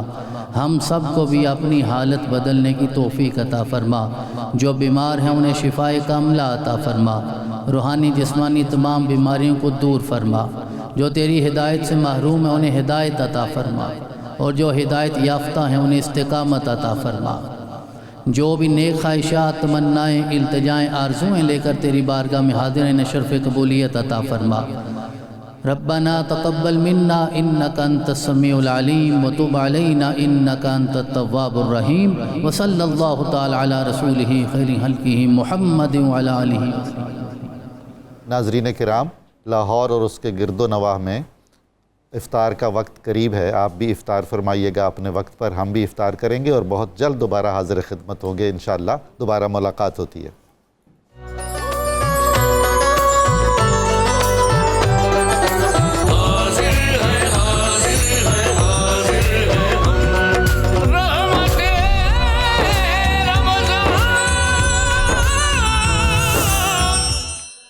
قاری صاحب یہ غزوہ بدر کے ریاست مدینہ پر کیا اثرات ہوئے پھر؟ حضور والا ریاست مدینہ پہ دو طرح سے ہمیں دیکھنا پڑے گا، ایک تو عسکری قیادت پہ، دوسرا سیاسی اعتبار سے۔ سیاسی اعتبار سے ریاست مدینہ کو مزید استحکام ملا، اور بہت سارے ایسے قبائل جو پہلے وہاں موجود تھے جو شاید اتنے سنجیدہ نہیں تھے ان معاملات میں سیاسی اعتبار سے، بعد میں انہیں بھی اس بات کا احساس ہوا کہ ان کی مددگار تو کوئی ایسی ذات بھی ہے جو ہمیں نظر نہیں آتی، اور ایک ہستی تو سامنے تشریف فرما ہے۔ پھر سارے جو قبائل ارد گرد رہنے والے تھے انہوں نے رسول اکرم علیہ تحیۃ وثنا کو اپنا لیڈر اور قائد تسلیم کیا ہے، اور یہ سارا غزوہ بدر کے نتائج ہی کی صورت میں ہمارے سامنے آتا ہے، اور مسلمانوں کے حوصلے بلند ہوئے ہیں، مسلمانوں کو بھی اندازہ ہوا کہ تعداد میں تھوڑا ہونے سے کوئی فرق نہیں پڑتا۔ اب وہ جو غزوہ بدر ہے وہ تو انڈٹھا سودا تھا نا، اس وقت تک ابھی اندازہ نہیں تھا کہ کیا ہونا ہے، کہ رسول اکرم نے فرمایا اور یہ جان نثار اور یہ فداکار چل پڑے، لیکن جب وہاں سے ہو کر آئے اور میرے رب نے فتح عطا فرمائی، تائید فرمائی، نصرت فرمائی، اور قرآن کی یہ آیت مبارکہ کہ ان ینصرکم اللہ فلا غالب لکم، کہ اگر اللہ تمہارا مددگار ہے تو کوئی تم پہ غالب نہیں آ سکتا، اور اگر وہی مددگار نہیں ہے تو پھر تمہیں کہیں سے نصرت نصیب نہیں ہوگی۔ تو ریاست مدینہ کو جو استحکام ملا ہے اور مشرکین مکہ کے عزائم کو جو ضرب لگی ہے وہ سارا غزوہ بدر کے نتائج ہی کی صورت میں۔ اظہری صاحب آپ ذرا فرمائیے گا، قرآن میں اللہ تعالیٰ نے مومن اور کافر کے اوپر مومن کا غلبے کی کیا نسبت تناسب جو ہے وہ بیان کی ہے، یعنی کتنے مومن کتنے کفار پہ غالب آئیں گے؟ جی اس پر بات کرنے سے پہلے صرف ڈاکٹر صاحب نے جو بات کی ہے ایک جملہ میں اس پہ کہنا چاہوں گا کہ دیکھیے اسلام کے اندر اور بھی بہت غزوات ہوئے ہیں، لیکن کسی غزوے کی نسبت جو شریک ہوا ہے اس کی طرف نہیں کی ہے۔ جیسے غزوہ خندق میں تو خندقی، جیسے تبوک میں تو تبوکی، احد میں تو احدی، واحد غزوہ بدر ہے جو اس میں شریک ہوا ہے اس کی نسبت اس کی طرف کی ہے، بدری جو غزوہ بدر میں شریک ہوا ہے۔ اس سے اس کی اہمیت کا اندازہ ہوتا ہے کہ واقعتاً جو قرآن مجید نے کہا کہ یہ یوم الفرقان ہے، حق اور باطل کے درمیان جو ہے وہ فیصلہ کن دن تھا غزوہ بدر کے موقع پر۔ یہ جو تناسب ہے اس پہ بھی دیکھیں قرآن مجید نے پہلے جو حکم فرمایا وَإِن يَكُن مِّنكُمْ 20 صَابِرُونَ يَغْلِبُوا 200، اگر تم میں سے 20 ایسے ثابت قدم رہنے والے ہیں تو 200 پر غالب آئیں گے۔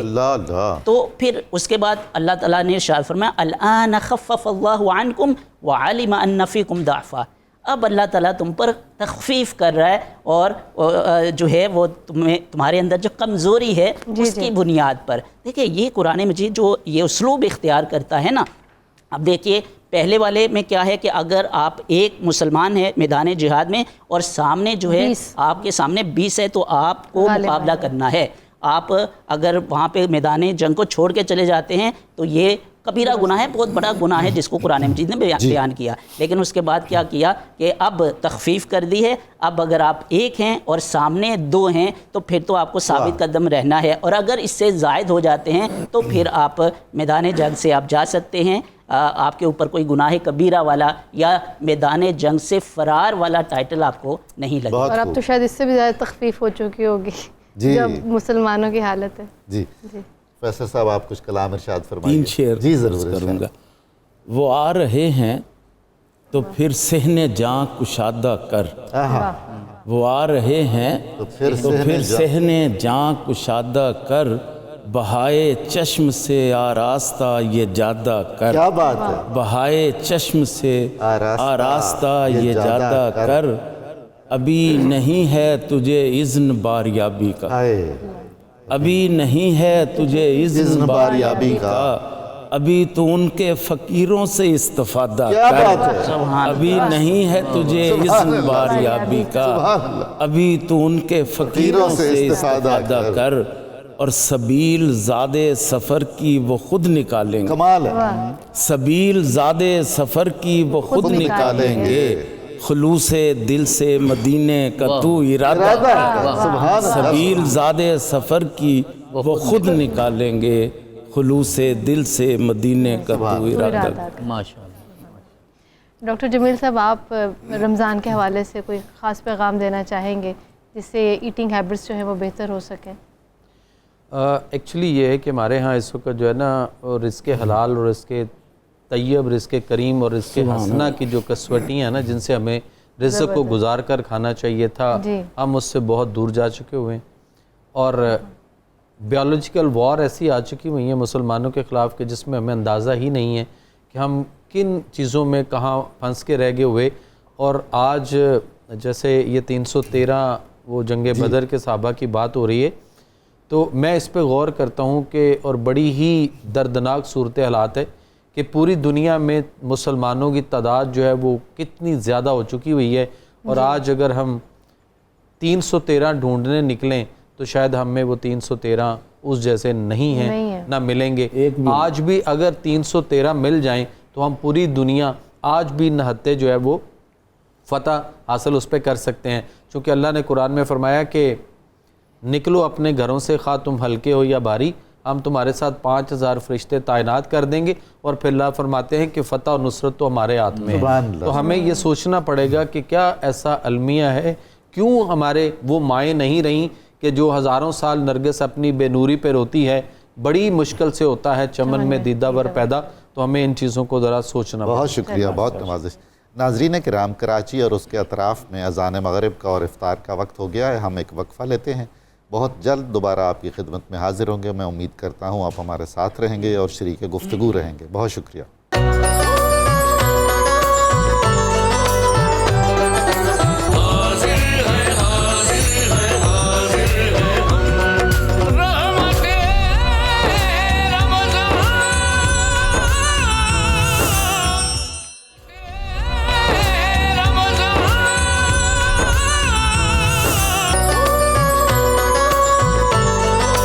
بیک ناظرین کرام، رحمت رمضان افطار ٹرانسمیشن میں ہمارے ساتھ تشریف فرما ہے محترم حبیب اللہ بھٹی صاحب. میں درخواست کرتا ہوں کہ آپ ہمیں کلام سے نوازیں. ارے زائرو تم حرم جا رہے ہو، بس احترام ایک پیام عرض کرنا. روضہ اطہر پہ جب حاضری ہو، میرا بھی نبی سے سلام عرض کرنا. یہ کہنا امتی بے سہارا ہے، بے چین وہ درد فرقت کا مارا. یہ کہنا مدینے سے وہ دور رہ کر پھرے صبح و شام عرض کرنا. تڑپتا ہے دل اور برستی ہیں آنکھیں، برائے زیارت ترستی ہیں آنکھیں. یہ کہنا کہ مفلس و نادار ہے وہ، میری حالت غم تمام عرض کرنا.